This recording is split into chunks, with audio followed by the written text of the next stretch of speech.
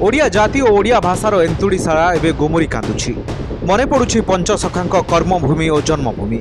जो बकुल वन दिने शिक्षार प्रचार प्रसार और अग्रगति निमते सत्यवादी वन विद्यालय भाव पुण्यात्मा द्वारा गठन होता एवं ताहा हराइछि निजर अस्तित्व, हराइछि सौंदर्य और अस्मितार परिचय।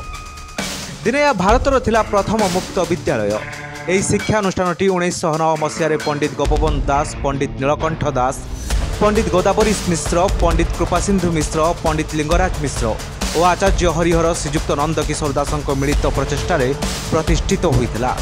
ओडिया जाति जो समय निजर स्थिति को नहीं संघर्ष करुला से समय सत्यवादी बकुल वन विद्यालय स्थापन कर ओडिशारे नुआ दिशा देखाई पंचसखा।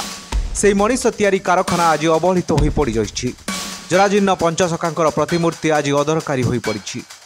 दिने वन विद्यालय देखापी छुट्टी आसुले पर्यटक, किंतु वर्तमान अवस्था देखि फाटक दुआर मुहर फेरी जाउछंती लोके।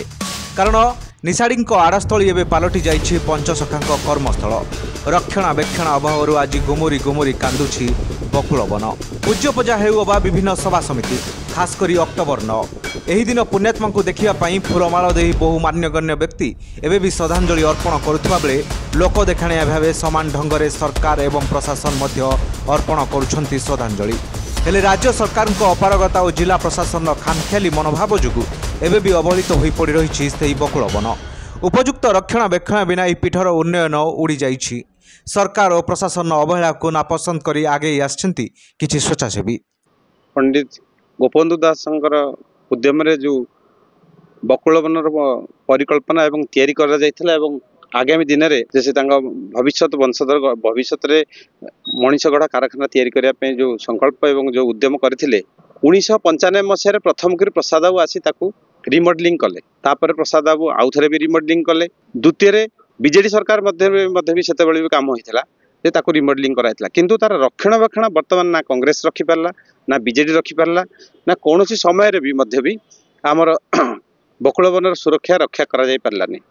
वर्तमान तो नुआ आसचंती सरकार एवं ये मध्य सरकार की कही जे आमे सत्यवादी बकुल वन को सुरक्षा देवु एवं तार ओडिया अस्मिता को बजाय रखू। मु तो कही परिबिनी एते कथा जे ये सरकार केते दूर क्षम कौन करिवे न करिवे, किंतु मु आशा रखी सरकार निश्चिंत करिवे एवं किंतु बहुत देरी हो गलानी। यह निश्चिंत हवा दरकार एवं बहुत शीघ्र हवा दरकार एवं ता भविष्य में जेभली भाव में यह सुरक्षित रहिबो एवं यह गोटे लोकों पई निश्चिंत गोटे मनीषगढ़ा कारखाना देखापी जमी गोटे सब बेले लोक देखा दरकार एवं जाना दरकार एवं यह सुरक्षा भी रहा दरकार। तेणु एथि सरकार निश्चिंत एवं शीघ्र शीघ्र उद्यम दरकार एवं शीघ्र काम आरंभ करने दरकार। निजे घास काटी लटामय जंगल पुण्यात्मा को उद्धार करने आरंभ कर प्रयास। 1909 अगस्ट 12 तारिख दिन निज भाषा और जातिर उन्नति एकाठी होते पंचसखा प्रतिष्ठा करते ओडिया भाषा अस्मितार प्राणकेन्द्र पलटि बकुल वन विद्यालय। गोरा सरकार समय पंडित उत्कलमणि गोपबंधु दास, आचार्य हरिहर, पंडित नीलकंठ दास, कृपासिंधु दास, गोदावरी मिश्र उद्यम गढ़ी उठिला गुरुकुल। बकुल गछमूल राष्ट्रवाद शिक्षा और ओडिया भाषार विकास छात्र छात्री मन में शिक्षार मंजी बुणी। आज पंचसखा नहांती, किंतु तांको उपस्थित अनुभव करने बकुल वन यथेष्ट। जो मैंने कि स्वाधीनता संग्रामी थे पंचसखा जहाँ उद्यम गोटे बकुल वनर वन विद्यालय गठन होता एक भग्न स्तूप परिणत कर गल। 70 वर्ष काल कौन टे प्रसाद बाबू आसिले अल्प टे कौन कम कले, तापर जहाँ जो माने जत्पर नास्ते काम कले, तापर जो से उमा रमा बाबू आसिले विधायक होकर सी तो जहाँ कले समस्ते जानले गला। तापर बीजेडी 24 वर्ष काल तांकर कौन पैसा सांक्शन है काम हो पारानी, अधा काम कौन कांचे टे काम करदे सी पलैले। एबे वर्तमान मुख्यमंत्री मान्यवर मुख्यमंत्री लोकों आमर मान्यवर विधायक मान्यवर सांसद एवं उपमुख्यमंत्री को पाखरे अहरह उद्यम करी एई बकुल वन को नूतन भाव में गढ़ी तोड़ापी एक ऐतिह्य कॉरिडोर करने प्राण प्राण उद्यम चलती एवं बहुत शीघ्र से एक ऐतिह्य कॉरिडोर हवा जाऊँगी माने पर्यटन स्थली हवा जाऊँगी। दुखर विषय पंचसखा जुगर अनेक विरल स्मारक एवं बकुल वन भितर अवहेलित अवस्था पड़ रही। प्राय 116 वर्षर पुराणा यह महान अनुष्ठान पुनरुद्धार हेले जातीय शिक्षा नीतिर सफल रूपायन एक उल्लेखनीय दृष्टांत पलटिब बोली कहते स्वेच्छासेवी।